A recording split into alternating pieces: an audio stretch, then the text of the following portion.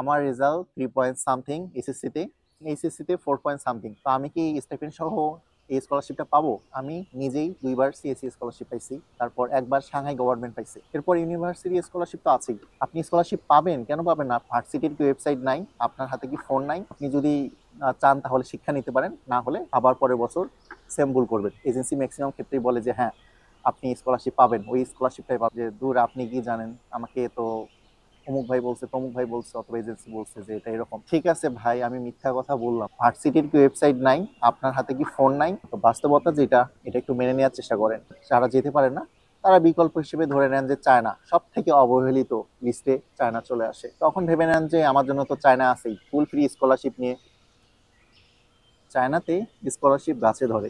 আপনাদের যাদের এ ধরনের ধারণা আছে, আজকের ভিডিওটা তাদের জন্য। হ্যাঁ, চায়নাতে স্কলারশিপ গাছে ধরে, আবার কারো কারো জন্য চায়নার স্কলারশিপ অমাবস্যার চাঁদ। আপনারা এরকম মনে করতেই পারেন যে চায়নাতে স্কলারশিপ গাছে ধরে, কারণ এজেন্সিগুলা চাইনিজ ইউনিভার্সিটির যে স্কলারশিপগুলো আছে এত জাঁকজমকপূর্ণভাবে আপনাদের চোখের সামনে তুলে ধরে, আপনাদের মনে হতেই পারে এত সুন্দর করে একটা পোস্ট করবে, ফুল স্কলারশিপ উইথ মান্থলি স্টাইপেন্ড এত টাকা, ব্যাচেলরের ক্ষেত্রে বলতেছি। তো এটা দেখার পর আপনার স্বাভাবিকভাবেই মনে হবে যে হ্যাঁ পাওয়া সম্ভব। আপনি যখন তাদেরকে টেক্সট করেন ওই পোস্টটা দেখার পর যে ভাইয়া আমি কি পাবো, ওরা এক কথায় আপনাকে অ্যান্সার দিয়ে দেয় হ্যাঁ পাবেন, আর আপনারা খুশি হয়ে যান, হ্যাঁ আমি তো পাচ্ছি। আপনার রেজাল্ট যেটাই হোক, এজেন্সি ম্যাক্সিমাম ক্ষেত্রেই বলে যে হ্যাঁ আপনি স্কলারশিপ পাবেন, ওই স্কলারশিপটাই পাবেন স্টেটমেন্ট সহ। বাট এটা কি এতই সহজ? তো এজেন্সি অথবা অনেকেই যেটা করে, ধরেন বলে দিল আপনি পাবেন, এখন আপনার পাসপোর্ট ডকুমেন্টস ওরা জমা নিল, নিয়ে ওরা ওদের মতো অ্যাপ্লাই করলো। রেজাল্ট যখন আসলো জুলাইতে, তখন দেখা গেল আপনি স্কলারশিপ পান নাই।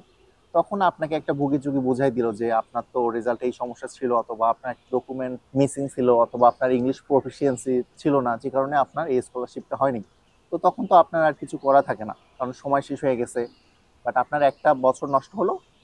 আপনি যদি চান তাহলে শিক্ষা নিতে পারেন, না হলে আবার পরের বছর সেম ভুল করবেন। এসব পোস্ট দেখে full scholarship with monthly stipend প্রতিনিয়ত আপনাদের থেকে আমি টেক্সট পাই, ভাই আমার রেজাল্ট 3 পয়েন্ট সামথিং এইচএসসিতে 4 পয়েন্ট সামথিং, অথবা উল্টা। তো আমি কি স্টাইপেন্ড সহ এই স্কলারশিপটা পাবো? এতই সস্তা হয়ে গেছে চায় না? এত সস্তা হয় নাই ভাই। এটা আজ থেকে যদি আরো 2010-এ চিন্তা করতেন তাহলে হয়তো বা পসিবল ছিল, বাট 2025-এ এসে এটা আর পসিবল না।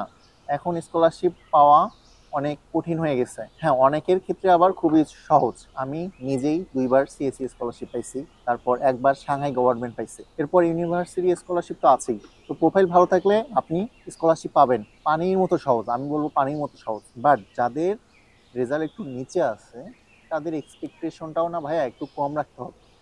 আপনাদের প্রোফাইল অনুযায়ী ওই ধরনের স্কলারশিপ পাবেন। আপনি ওই এজেন্সির পোস্ট দেখে যে আপনি স্টাইপেন্ড সহ পাবেন, এটার কোনো গ্যারান্টি নেই। এই গ্যারান্টি নিয়ে যদি কেউ আমার কাছে আসেন তাহলে ভুল জায়গায় আসেন। এই গ্যারান্টি আমি দিতে পারবো না। আপনার প্রোফাইল দেখে যেটাতে হবে আমি সেটাতেই দেবো। তো দয়া করে যাদের ফোরের নিচে আইএলস নাই, ইংলিশ প্রফিসিয়েন্সি নাই, তারা আমাকে এই ধরনের ইনবক্স করবেন না যে আপনি স্টাইপেন্ড সহ ফুল স্কলারশিপ পাবেন কিনা। আপনি স্কলারশিপ পাবেন, কেন পাবেন না? আপনি টিউশন ফিটা স্কলারশিপ পেতে পারেন, হোস্টেল ফিটা স্কলারশিপ পেতে পারেন, বাট আপনাকে ফুল স্কলারশিপ উইথ প্রতি মাসে 2500 RMB দিবে ব্যাচেলরে, এইটা পাওয়া সম্ভব না। সমস্যাটা হচ্ছে এই জায়গায়, আপনারা যারা এই ধরনের পোস্টগুলো দেখে স্ক্রিনশট নিয়ে আমাকে পাঠান যে ভাইয়া এটা সত্য কিনা। আমি যতখানি জানি ওই ভার্সিটির সম্পর্কে যদি জেনে থাকি তাহলে বলে দেই যে না, এটা এই ধরনের স্কলারশিপ নাই।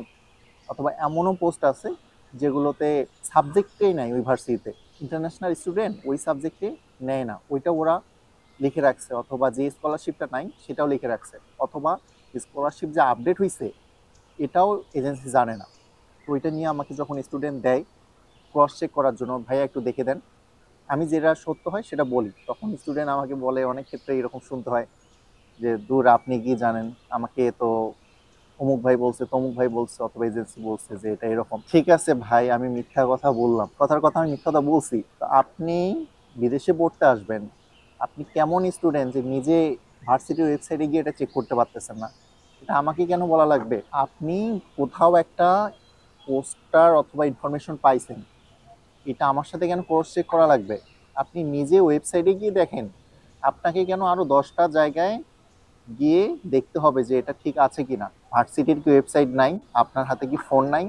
আপনি তো ভার্সিটির ওয়েবসাইটে গিয়ে কোর্স করতে পারেন যে ইনফরমেশনগুলো ঠিক আছে কিনা। আমার মানে স্টুডেন্টরা যখন আমাকে এভাবে বলে, তখন আমাকে আমার সময় নষ্ট করে ভার্সিটির ওয়েবসাইটে গিয়ে স্ক্রিনশট নিয়ে তাদেরকে দেখায় প্রমাণ করতে হয় যে দেখেন ভাইয়া, এই যে আমি যেটা বলছি সেটাই সত্য।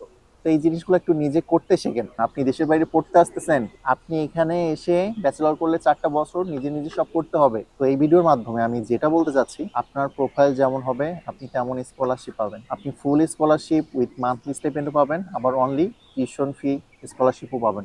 যেমন প্রোফাইল তেমন স্কলারশিপ। বাস্তবতা যেটা, এটা একটু মেনে নেওয়ার চেষ্টা করেন। আরেকটা সমস্যা হচ্ছে, যারা আপনারা রিজেক্ট খান বাকি জায়গা থেকে, যেগুলা সবার টার্গেটে থাকে, ইউরোপ, জাপান, কোরিয়া, আরও ভালো দেশের কথা নাই বলি, এগুলা যারা যেতে পারে না, তারা বিকল্প হিসেবে ধরে নেন যে চায়না সব থেকে অবহেলিত লিস্টে চায়না চলে আসে। তখন ভেবে নেন যে আমার জন্য তো চায়না আছেই, ফুল ফ্রি স্কলারশিপ নিয়ে বসে আছে, আমি যেমন তেমন রেজাল্ট নিয়ে চায়না যাব। ঠিক আছে, এই ধারণাটা ভুল। চায়না এখন সেই জায়গায় নাই।